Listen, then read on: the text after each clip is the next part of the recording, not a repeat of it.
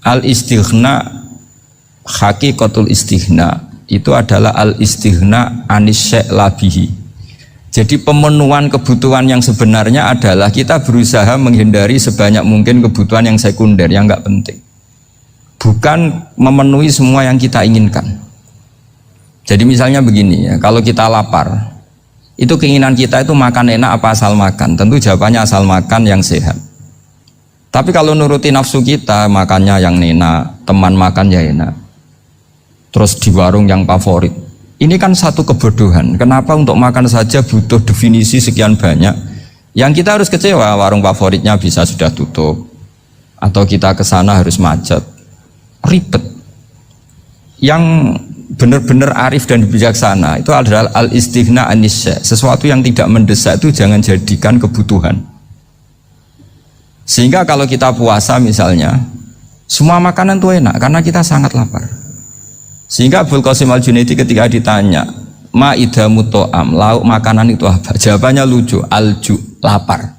Kalau kamu lapar ya semuanya enak. Ini sudah mulai hilang. Kita bilang makan enak itu ya sate, ya gulai, ya pizza yang kita senang. Akhirnya apa? Untuk nikmatnya Allah itu kita jadi ribet. Apalagi yang orang-orang fasik harus ditemani perempuan yang tidak halal misalnya, atau harus ada ajudan, ribet. Nah pertanyaannya, orang yang ribet sama yang nggak ribet itu pinter mana? Pinter yang nggak ribet. Nah ini kearifan-kearifan yang mulai hilang. Lalu siapa yang bisa mewarisi itu? Ya ulama. Jadi ulama itu cara berpikir sebenarnya simple.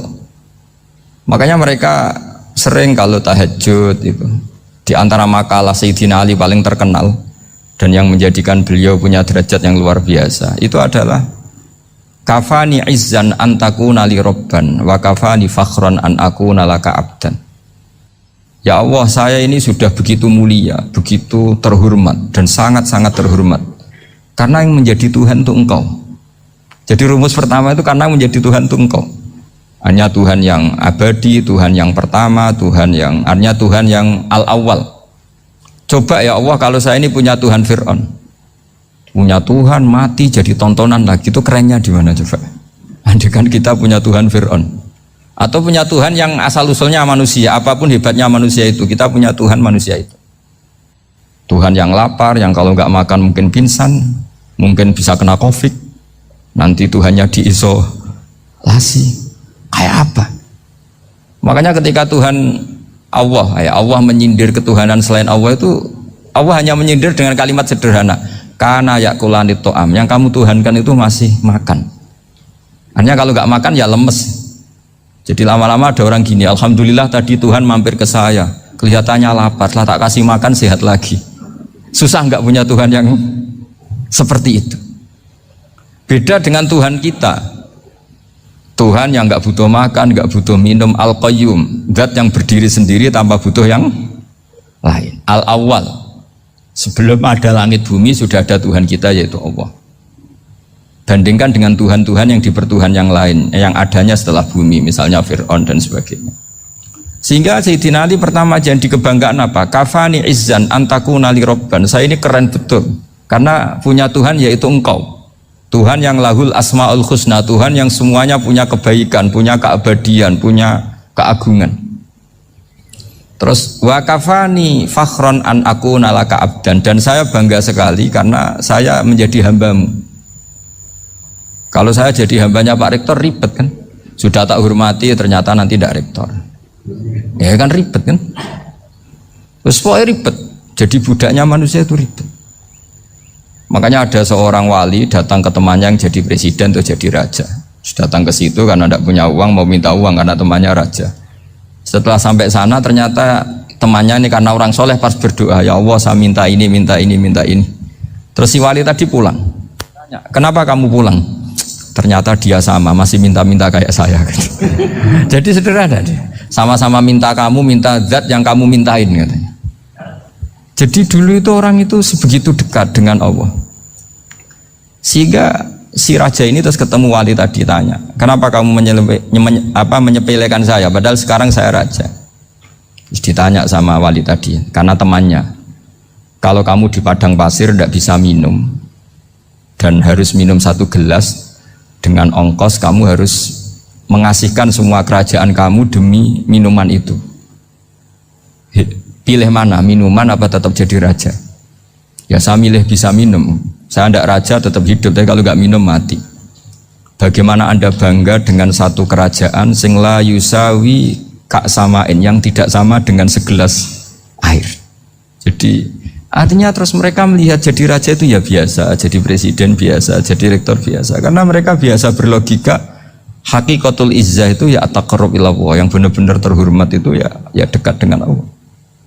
Begitu seterusnya mereka bikin paradok-paradok yang aneh, tapi itu menjadi pelajaran. Bapak saya Ki Nur Salim itu senang baca anekdot Nasiruddin Koja. Itu kalau bikin orang-orang aneh, itu dia datang ke satu pesta, pakai baju lusuh, pakai sarung lusuh atau celana lusuh, sama Sohibul Bait yang punya acara dibiarin. Setelah dibiarin dia pulang pakai jas, pakai dasi, pokoknya keren. Dihormatin, pakai alpat, pokoknya dihormatin. Silakan. Pas dia disuruh minum, minumannya itu disokkan saja ke sakunya. Jas, kamu harus minum yang banyak, karena kamu yang dihormati, bukan saya. Terus makanan ya semuanya diletakkan di saku, ada yang apa, ayo kamu makan yang banyak. Alpatnya juga gitu, dikasih sate apa, ayo kamu makan yang banyak. Mereka tidak melihat saya, melihat kamu. Akhirnya orang satu pesta itu istighfar semua, berarti kita ini salah. Terus dia pidato, kenapa kamu uang gitu? Tadi saya datang, orangnya sama. Gara-gara beda pakaian, penghormatannya beda. Berarti yang berhak dapat makanan ini jasa ya, bukan saya. Betapa naifnya kita sebagai orang. Ternyata kita masih hormat sesuatu yang seperti itu, yang atribut lah. Jadi orang-orang sufi itu orang yang bisa menertawakan dunia. Akhirnya ya, pertama dia dianggap orang gila, masa jas dikasih makan, dikasih minum. Tapi secara fikih dia benar, haram dia makan. Karena pas dia datang dibiarin, setelah pakai jas dikasih makan. Berarti hakikat yang dapat rezeki siapa? Jasnya apa orangnya? Jasnya apa orangnya? Jasnya. Jadi itu orang-orang sufi, kearifan orang-orang dulu itu bisa ngelola hal-hal yang keseharian menjadi luar biasa. Ada seorang wali melihat istrinya makan 1 piring, anaknya makan 1 piring. Ditanya, kalian kenyang? Wah, kenyang sekali. Melihat anaknya minum kopi 1 cingkir, seneng. Kalian seneng sekali. Wah, kalau seneng dengan hal-hal yang murah bisa, ngapain harus seneng dengan hal-hal yang mewah? Bodoh sekali saya. Sehingga terus mereka bisa qanaah. Qanaah itu ya hidup itu simple, sederhana. Jadi tentu saya tidak akan ngomong yang muluk-muluk, selain itu tidak bidang saya juga apa ya. Kita ini butuh obat di kondisi Covid seperti ini, butuh kesederhanaan, butuh apa ya? Istihna tadi. Kita harus istihna billah an ghairillah. Jadi sudah cukup bahwa Allah ini segalanya. Sehingga tadi saya dengarin himnenya Unisula, yang paling saya kagum adalah dimulai dengan kalimat-kalimat thayyibah. Di antara tugas suci Nabi Ibrahim dan semua Nabi adalah wa ja'alaha kalimatam baqiyatan fi aqibi. Nabi Ibrahim itu Nabi yang diberi gelar Allah. Dia adalah Nabi yang menjadikan kalimat tauhid itu kalimat yang abadi. Fi akibih, di anak turunnya, di semua generasinya, baik anak turun karena gen maupun karena pembinaan, karena pendidikan. Ini penting sekali saya utarakan karena apa? Satu kehidupan itu sebenarnya digerakkan oleh kata-kata, oleh muto kalau orang bahasa modern. Sehingga banyak ulama mengatakan al-ibarat kutun li'ailatil mustami'in, bahwa redaksi atau moto atau pegangan hidup itu penggerak kehidupan. Sehingga sebetulnya manusia itu digerakkan oleh kalimah-kalimah itu, oleh moto-moto itu, oleh prinsip-prinsip hidup itu. Misalnya orang Palestina itu tiap hari ke pasar gitu. Mereka ke laut gitu. Ditanya, kenapa tidak takut tembak Israel? Jawabannya lucu. Kena tembak ya mati, nggak makan ya mati, nggak kerja ya mati. Ya sudah, sama-sama mati ya mendingan aktivitas normal. Tapi saya tidak menyarankan itu untuk melawan COVID. Ini cerita saja. Kamu jangan provokator itu. Karena ini wilayah sensitif. Jadi banyak orang yang poligami, kalau ditanya alasannya gitu, istri 1 ya cerewet, 2 ya cerewet, mendingan 4. Ya banyak ya gitu. Tapi ada yang kebalikan, istri satu cerewet saja hampir jantungan, apalagi 4 tinggal matinya kan gitu. Itu semua yang menggerakkan itu kalimat. Kalimat itu satu pegangan. Banyak orang loh yang nggak ingin jadi rektor tuh banyak loh Pak Bejo. Jangan kira semua dosen ingin jadi rektor. Melihat rektor sibuk rapat mempertahankan reputasi Unisula terus sering pegang kepala. Ngapain repot-repot? Jadi tukang sapu aja dapat gaji, ngopi, rokokan, selesai. Bodoh amat jadi rektor, mikir orang banyak.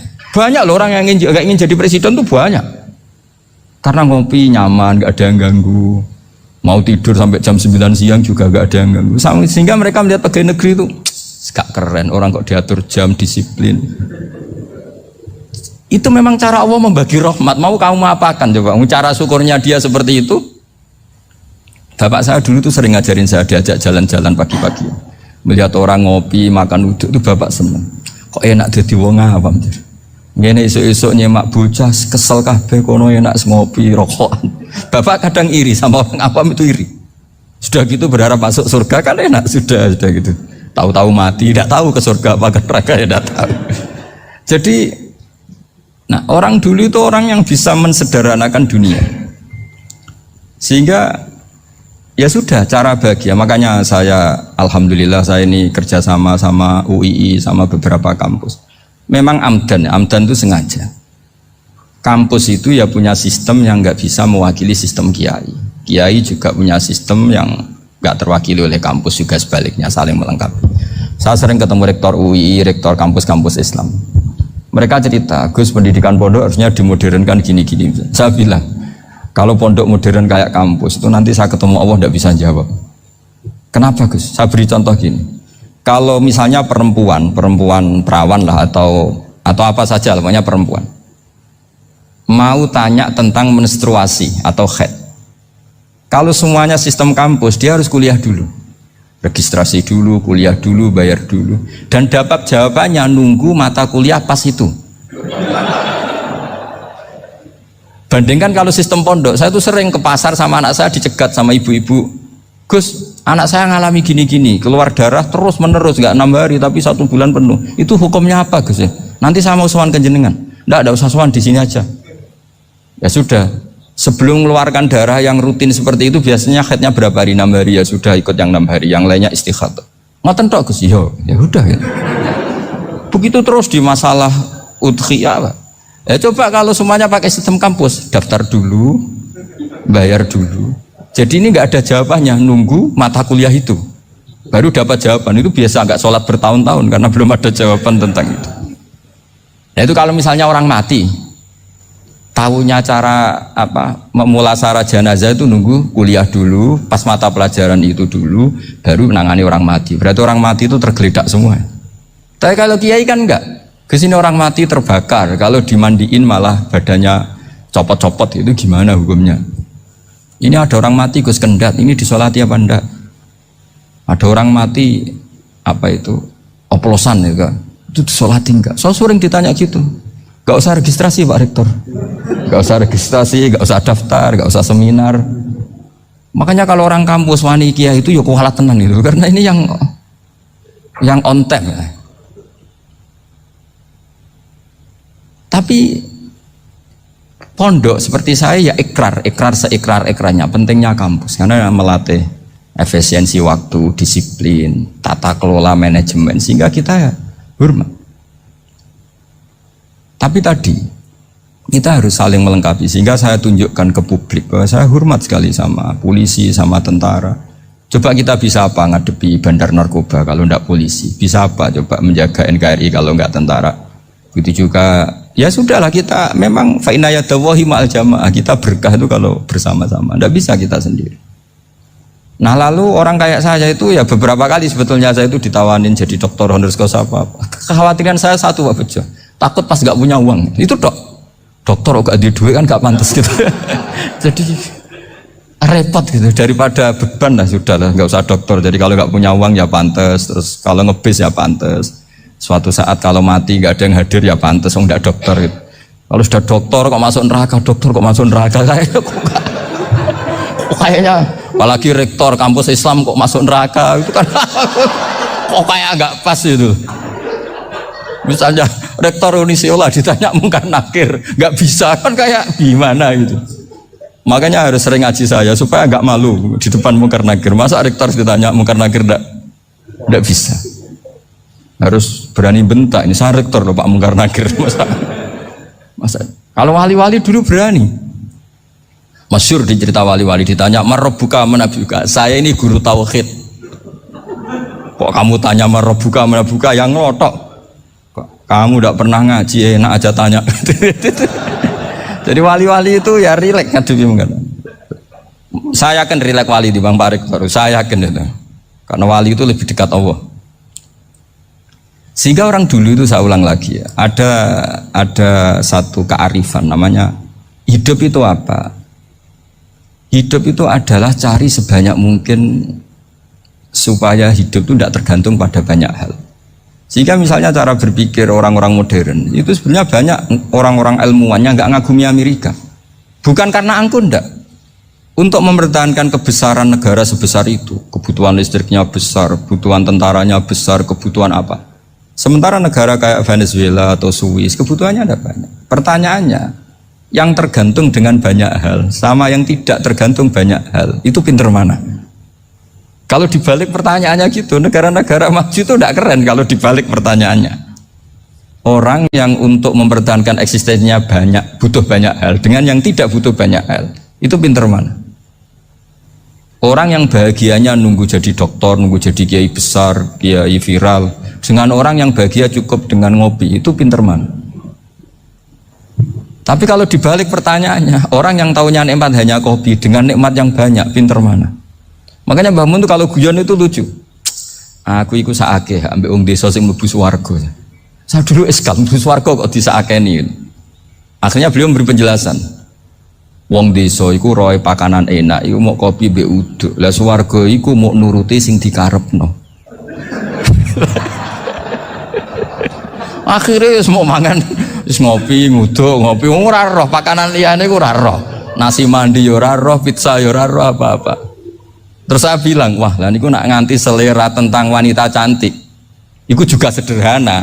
Rontok pesek ya wis cantik, rontok ireng ya wis. Apa bidadarinya seperti itu? Karena saking nggak pengalamannya. Jadi surga itu kan nuruti apa yang diinginkan. Kira-kira keinginan orang kampung kalau di surga itu apa coba? Makanan apa coba?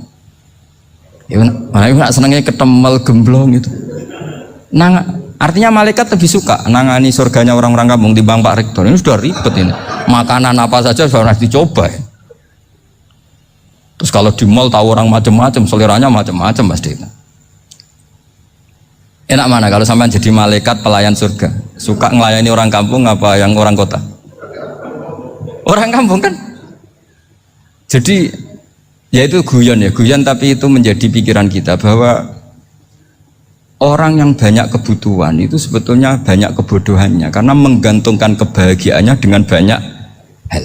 Makanya Imam Syafi'i ngendikan istighna itu apa? Al istighna anisya'i. Yang dikatakan kecukupan adalah berusaha sebanyak mungkin banyak hal tidak kamu butuhkan. Bukan memenuhi semua kebutuhan kamu karena nafsu kamu ini tidak ada batasnya gitu. Kalau kamu penuhin nggak akan selesai. Itu ada perempuan yang kurang cantik itu minta doa saya, Gus doain suami saya kaya, terus tak guyonin, terus gak minta. Kalau suami kamu kaya, yang pertama dirubah itu apa? Rumah supaya rumah saya bagus. Kedua apa? Mobil supaya mobil saya bagus. Nanti yang dievaluasi itu kamu. Mobil bagus, Alphard, rumah mewah, istrinya kamu pasti itu dievaluasi. Langsung nggak usah sudah gini aja kan. Jadi pertama yang dievaluasi itu kaya itu coba kalau suami kaya itu yang dievaluasi pertama rumah ya, rumah ganti. Setelah itu apa? Mobil. Kira-kira berikutnya akhirnya sudah nggak jadi.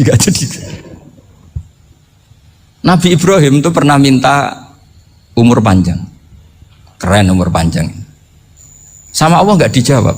Datang orang tua gitu mertamu ke Nabi Ibrahim, terus disuguhi dikasih kurma. Apa itu? Kok kurma apa? Anggur yang sudah matang sekali, sudah dimakan. Setelah dimakan meler keluar lagi, dimakan lagi meler lagi. Terus Nabi Ibrahim masuk lagi ke kamar. Ya Allah, doanya tak cancel. Nanti kalau saya tua kayak itu.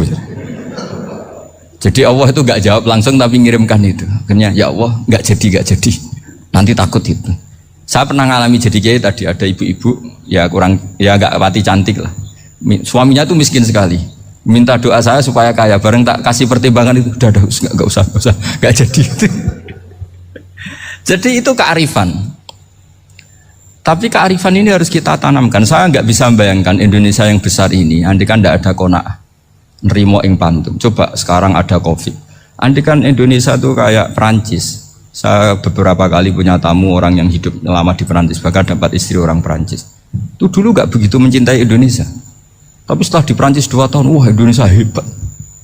Di Perancis itu kata dia kalau cerita, semua kebutuhan masyarakat itu dibebankan ke negara. Apa saja minta negara, apa saja nyoal negara. Sementara Indonesia, coba kalau Indonesia mengalami seperti ini kok tidak ada qanaah rimo ing pantum, bisa kios Indonesia. Orang miskin nyalahkan negara, kelaparan nyalahkan negara, apa saja. Tapi barokahnya dididik kiai, jogeman nyalahno wong liya. Urip pun romo ing pandum, diame. Sampai gak ngerti kalau Covid. Banyak tuh orang-orang kampung itu, orang lugu-lugu itu. Mbah niki saking Covid, salam ning Covid, muga-muga umure panjang. Dikira Covid itu nama orang yang ahli sosial itu. Mbah niki dana saking Covid. Matur nuwun sampai no salamku, muga-muga umur panjang. Bingung kan yang nganterin ini. Ini gimana yang mau menjelaskan? Memang nggak paham, ribet kan. Tapi saya pastikan bahwa dengan keadaan seperti ini kita bahagia, kita stabil, itu jelas barokahnya kalimat tadi, moto tadi atau pegangan hidup tadi. Makanya disebut al-ibarat qutun li'ailatil mustami'in, bahwa redaksi atau kata-kata atau pegangan atau filosofi hidup, apalah namanya itu adalah penyemangat. Karena kata-kata ini memang luar biasa. Ketika sahabat perang demi kebenaran, zaman itu ya pasti benar karena yang dibela Nabi. Dulu itu kan enak zaman Nabi, yang dibela mesti benarnya, musuhnya mesti salahnya. Sehingga dulu itu memang harus tegas. Kalau sekarang mau tegas gimana? Yang kamu bela tidak mesti benar, musuhnya tidak mesti salah. Ribet kan kalau misalnya saya tukaran sama Pak Rektor, kamu mau bela mana kan bingung. Saya tidak mesti benar, saya tidak Nabi. Pak Rektor apalagi nggak mesti benar lagi kan? Ribet kan? Jadi kalau kita mau perang sekarang itu mau pede gimana? Enggak. Makanya banyak ulama sekarang tuh mau tegas tuh nggak berani karena ya banyak hal yang abu-abu lah wilayahnya. Misalnya pilihan presiden atau pilihan bupati, pilihan menteri. Kamu mati-matian bela itu, yang kamu bela tidak mesti benar, musuh kamu tidak mesti salah. Misalnya pilihan bupati, wah ini kabupaten ini baik kalau bupatinya ini, yang satu bilang ini, terus tim suksesnya kamu tanya, kamu yakin? Ya tidak juga. Lah kenapa semangat? Kan saya botohnya, paling alasannya ya itu aja, bukan yang lain. Beda dengan zaman Nabi, nabinya mesti benar, Abu Jahalnya mesti salah, kan enak aturan mainnya jelas. Singkat cerita dalam perang itu banyak sahabat yang ngalami luka, ngalami apa gitu. Kemudian curhat ke Nabi, ya Nabi gara-gara derekkan jenengan, ngikuti jenengan saya harus ngalami seperti ini. Ngiranya orang itu diapresiasi sama Allah keluarnya. Ternyata sama Allah gak diapresiasi. Malah diturunkan ayat intakunu ta'lamuna fa innahum ya'lamuna kama ta'lamun wa tarjuna minallah malah yarjun. Kalau kamu sakit karena perang, orang-orang kafir itu ya sakit, itu saja berani padahal demi kekafiran. Wa tarjuna minallah ma la yarjun, padahal kamu punya nilai lebih yaitu berharap kepada Allah yang mereka tidak punya. Saya jadi kiai itu ya kadang mangkel. Karena yang benci ya benci, yang seneng itu ngel-ngel loh kayak Pak Bejo. Jadi semuanya ribet. Lah iya, yang benci ya ganggu, yang seneng ya ganggu, tambah nemen. Seribet. Tapi kalau sudah ingat bandar narkoba, mereka berhadapan dengan polisi, kadang ditembak karena kesalahannya terlalu fatal. Antar persaingan mereka juga bisa tembak-tembakan karena merebut pasar narkoba. Itu saja mereka berani. Kok kita yang jadi kiai kadang dicium tangannya, dihormati gak berani, hanya takut apa ya, musibah-musibah kecil lah, atau problem-problem kecil. Lah iya, kalau kita bandingannya gitu. Kalau kamu mau tahajud kedinginan, itu masih nanti dihisab Allah itu gitu. Maling ayam itu keluar malam-malam, hanya dapat ayam. Itu gak takut dingin. Ya gak takut digebuki masa. Kamu mau tahajud saja takut dingin. Makanya nanti hisabnya orang soleh itu nanti dijajarkan orang dolim. Terus diperbandingkan. Wah itu habis kamu kalau itu. Jadi misalnya Unisola mau rapat, tapi ini malam, kalau malam dingin nanti sama masuk angin. Anak-anak pang di perapatan aja berani kamu. Kalau sudah perbandingannya gitu tuh ribet kita nanti. Makanya itu kalimat itu moto atau filosofi hidup. Sehingga diulang lagi nasihat itu. Iyam saskum korhun fakodu masal koma korhum mislu. Kalau kamu kena luka, orang-orang yang nggak benar juga akan kena luka. Itu aja berani demi ketidakbenaran. Masa kamu demi kebenaran nggak berani? Akhirnya orang itu, ya itu kalimat, itu heroik. Makanya kita ini penting ya. Makanya tadi himne Unisula dimulai kalimat thayyibah. Karena kalimat ini yang menjaga kita kalimat ini. Misalnya tentang Tuhan. Kenapa orang Islam imannya kokoh seperti ini, termasuk yang sudah hidup di Amerika, di Australia, di mana-mana. Itu ya barokahnya ajaran atau barokahnya kalimah. Saya sebut kalimah saya pakai bahasa santri. Karena la ilaha illallah itu dalam tradisi santri disebut kalimatu haqqin alaiha nahya wa alaiha namut wa alaiha nub'ats. Ada yang riwayat wa biha nub'ats insyaallah taala minal aminin. Kenapa mereka di mana-mana meskipun sekolah di Amerika, di Australia, bahkan di Uni Soviet tetap mukmin? Itu barokahnya ajaran yang benar. Allah itu siapa? Tuhan. Tuhan itu sifat dasarnya apa? Awal. Dia harus wujud awal sebelum makhluk yang lain. Sehingga ketika ada negara yang maju, yang tertib, manajemennya tertib, masyarakatnya makmur, tapi punya Tuhan yang tidak seperti itu, tidak awal, itu sudah gak nyaman. Karena ndaklah keren Tuhan saya, karena Tuhan saya itu al-awwal, zat yang pertama. Tuhan saya keren lah, zat yang gak mati. Tuhan yang gak mati, yang gak pernah mengalami kematian. Sehingga tontonan atau yang dilihat kenikmatan-kenikmatan yang lain ini tidak mengubah dia pendirian tentang Tuhan. Karena mantapnya satu kalimat tadi, bahwa Tuhan itu ya harus satu, harus awal, harus tidak mati, tidak rusak, tidak mengalami apa-apa yang membahayakan. Sehingga ketika ditawarin Tuhan yang lain, meskipun menjanjikan secara finansial atau kemakmuran, mereka gak tertarik. Itu coba, itu barokahnya makmur apa barokahnya ajaran? Barokahnya ajaran. Sering negara Islam itu kalah makmur dengan mereka, tapi barokahnya ajaran ini tetap apa? Tetap Islam. Makanya Nabi Ibrahim, Nabi yang sukses bikin waja'alaha kalimatam baqiyatan fi aqibi. Sehingga kita ini bukti sama orang tua misalnya. Itu ya karena ajaran. Suwargamu itu karek wong tuamu. Nak wong tuamu ridho, Allah ridho. Nak ora ridho, Allah ora ridho. Ridho wa fi ridhol walidain wa sakhatu wa sukhtu wa fi sakhatil. Sehingga ketika ada orang tua yang agak brengsek gitu, anak-anak tetap hormat. Punya orang tua yang miskin, yang sudah miskin, tukang tombok nomor, banyak kan di kampung gitu. Ya tetap hormat. Coba kalau dari awal kita ngajari orang tua kamu hormati, ya kalau baik, kalau tidak usah. Bisa geger Indonesia. Tapi barokahnya ajaran-ajaran itu Indonesia tertib karena ada ajaran. Nah ini di sini pesantren dan Unisula semua harus berkontribusi membuat ajaran yang benar itu adalah ciri utama Islam. Sehingga Islam ini dimulai dengan ajaran kalimatu haqqin alaiha nahya wa alaiha namut. Sehingga kita tenang seperti ini. Saya ini termasuk kiai yang tenang. Meskipun kata orang banyak saya ini kiai besar, tapi termasuk kiai yang paling tenang. Termasuk yang paling tenang. Karena saya ini pakai mazhab orang-orang hebat. Saya berkali-kali cerita, orang kayak Imam Syafi'i itu orang yang luar biasa. Saya berkali-kali cerita, orang yang tadi nyium tangan kamu ya Imam Syafi'i, di belakang tuh ngerasani kamu, menghujat kamu. Jawabannya enak saja. Berarti saya alhamdulillah orang yang wibawa. Buktinya di depan saya nggak berani.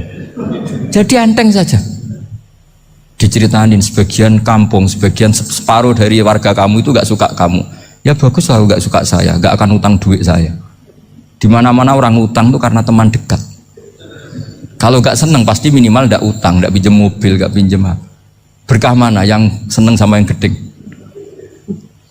Jadi dianggap enteng saja. Semua yang dialamin dianggap enteng saja. Misalnya punya istri pemarah, ya baguslah marahin suami. Kalau marahin tonggo malah ribet.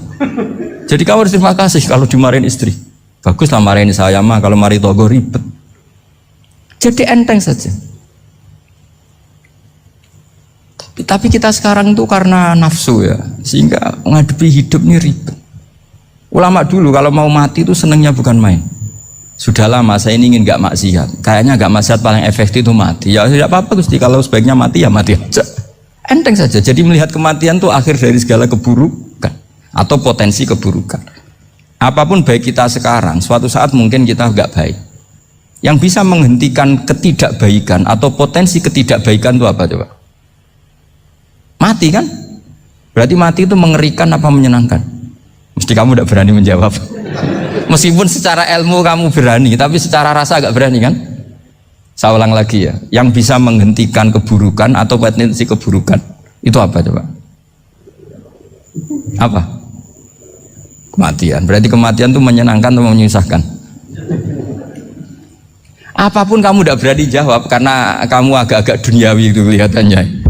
Tapi secara ilmu, kamu tahu kan kalau mati itu tidak buruk-buruk banget. Karena apa? Itu akhir dari segala keburukan. Sehingga Nabi ngajarkan kalimat itu begitu luar biasa. Allahumma ahyini maka natil hayatu khairan li wa tawaffani maka natil wafatu khairan li. Nabi melihat dunia itu begitu indah. Ya Allah, kalau saya ini hidup, anggap saja hidup ini ziyadatan li fi kulli khairin, menjadi modal saya menambah segala kebaikan. Jika suatu saat saya mati, anggap mawon rohatan li min kulli syarrin, itu akhir dari segala keburukan saya. Sehingga mati hidup ya baik karena di situ kita bisa berkontribusi beramal soleh. Mati juga baik karena mengakhiri segala keburukan. Nabi nate ngendikan lagi, ajaban li amril mu'mini inna amrahu kullahu khair. Orang mukmin itu mengagumkan, semuanya baik. In asobathu na'ma syakara fakana khairan lah. Kalau baru dapat nikmat, dia syukur, maka itu baik. Wa in asobatu dorro sobaro, kalau dapat masalah mereka sabar, itu juga baik. Sehingga orang mukmin dua sisinya pasti baik. Itu juga kalimat, maksudnya moto atau pegangan hidup. Nah berikut ini saya beri contoh, ini kenangan saya, ini contoh terakhir. Masalah jadi orang terkenal maupun tidak. Di sini dicontohkan Imam Ghazali di halaman 367 di kitab saya 367, juznya 3 di kitab Ihya Ulumuddin. Di sini beliau cerita betapa untuk menjaga ikhlas sebaiknya orang itu tidak terkenal, tidak syuhrah, tidak terkenal. Oke, itu kita sepakat ya, karena kalau terkenal mungkin orang dipaksa publik dengan tanda kutip untuk selalu berbuat baik, tapi karena jaim lah, jaga image atau apa. Tapi ketika dibalik pertanyaannya, kamu rela yang terkenal itu orang nggak benar, sementara yang orang benar itu nggak terkenal. Lalu masyarakat taunya yang tidak benar. Kalau pertanyaannya dibalik gitu, orang baik wajib terkenal enggak? Kalau pertanyaannya dibalik seperti itu, dokter yang benar tidak terkenal, yang malpraktek terkenal. Kamu ingin kondisi seperti itu? Gak ingin kan? Kampus yang bagus gak terkenal, kampus yang bagus gak terkenal, yang gak bagus. Nah, artinya apa? Gara-gara olah kata, olah pikiran, ini logika jadi rubah. Lagi-lagi apa? Jawaban itu ada di kata-kata sebetulnya. Makanya bab-bab seperti ini tidak usahlah kita berdebat, berpolemik. Sebaiknya orang itu humul, menutup diri, apa sebaiknya orang terkenal, itu nggak perlu seperti itu. Sudah terserah Tuhan saja. Makanya saya mulai dulu ngaji sampai sekarang itu ya tidak punya punya ikon tertentu atau punya website tertentu, enggak.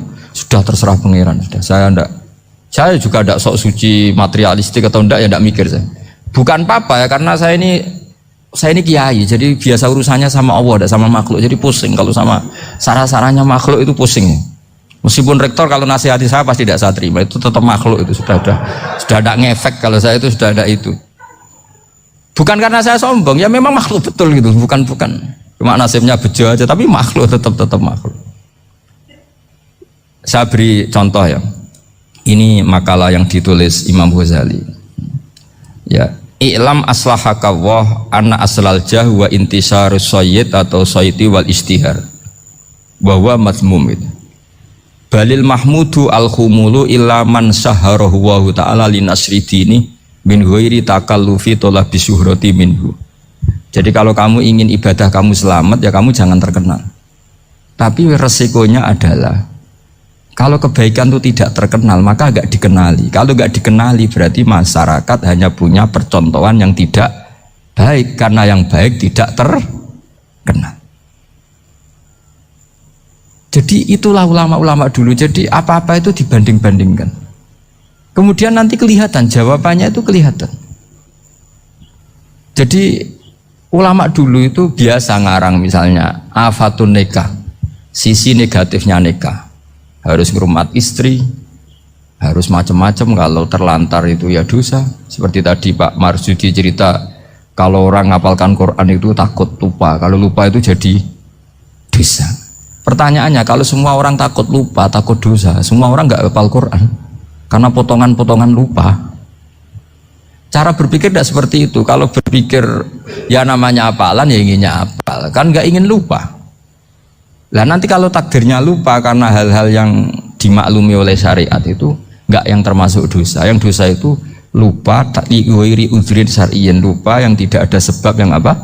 Syar'i. Tapi lupa bawaan EQ-nya tidak bagus, lupa bawaan sering dibentak.